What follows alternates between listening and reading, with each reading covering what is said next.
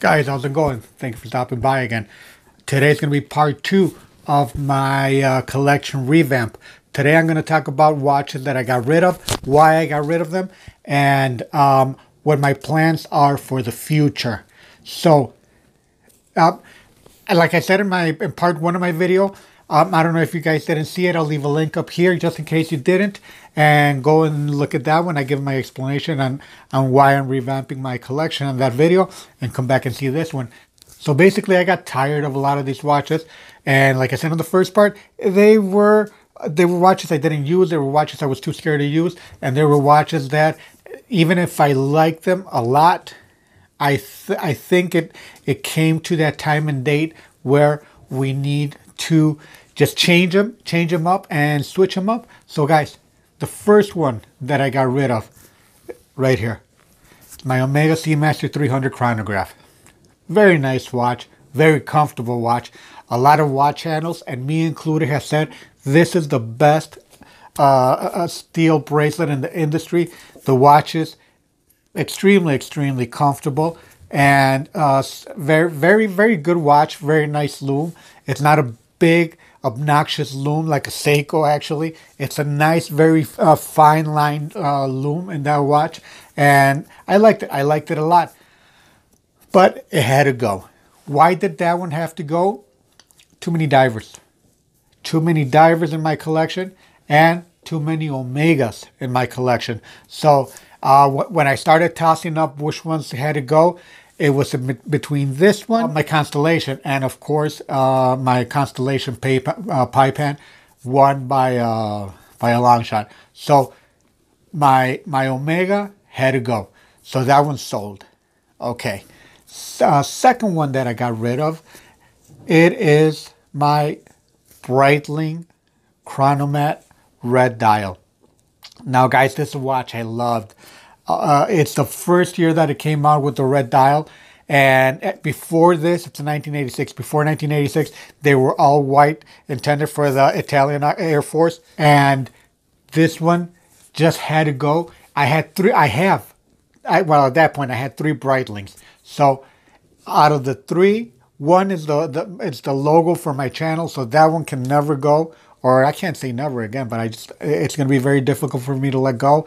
And the other one, it was just a crappy deal at a crappy time, so I'm sort of married, but I'm falling in love with that watch. So I still have two Breitlings, but this one had to go, and I put it on eBay, and I gave someone a really good deal. Whoever bought it, if you watch this channel, I gave you a really good deal on this watch, and I just felt it deserved some love, and I took my a little bit of my greed out of the way, and I know I could have gotten more for this watch, but I felt that if it went to a private home and stopped coming between dealers, it was going to go to a good home. So that is one of the watches that left. The third watch, and this one was very painful to let go, but I did. The third one I sold is my AP 18 karat gold dress watch. This is I want to say one of the first watches when I started, looking at watches in a different way. When I started seeing watches with a different heart, that I wanted to start keeping some of the watches. I think this one was like the second or third watch that I bought, and that I actually kept. And this was over 9 years ago. And don't quote me exactly on the time, 9-10 years ago, but it was a while. It was a while, and I personally serviced this watch a few years ago, and it was just a delightful watch to wear.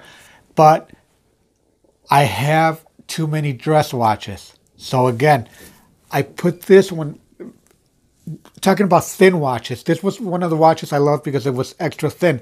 I put this watch against my Omega 711, that, of course, the AP was worth a lot more than the Omega, but my collection, sometimes it's not because of what they're worth, but it's because of the rarity of the watch. That I've been looking and studying and buying and selling watches for a long time, and some of these watches simply don't come around. They might not be hot right now, but that doesn't mean they weren't hot at one time, and that doesn't mean it's not going to be the watch is not going to be hot one day in the future. So whatever is hot right now, it doesn't really matter to me. These dress watches, they're not popular right now. The 711 is probably a $500 watch, and the AP I sold for, well, I'm not going to say what I sold it for, but I got decent money for that one. But when I was packaging it to ship it out to its new owner, it really, really bothered me. So those are 3 of the watches that I got rid of, and these are 3 of the watches that that I had emotional attachment to them because they came out of my private collection. So what else am I going to be selling? I don't know yet, and I'm going to make another video of what I'm going to be buying with the funds that I got from these watches. I am going to put a poll of watches that I'm thinking between, and I'll let you guys decide what watch I should get. And one thing, spoiler alert, it's not going to be a Rolex. I have 2 Rolex in my collection. That's more than enough. I don't need any more Rolex, and it'll be something nice. It'll be something classic. It'll be a nice watch. The ones I'm thinking about, I have 3 in mind, but I'm not going to tell you this in this video. I'll leave it for the next video.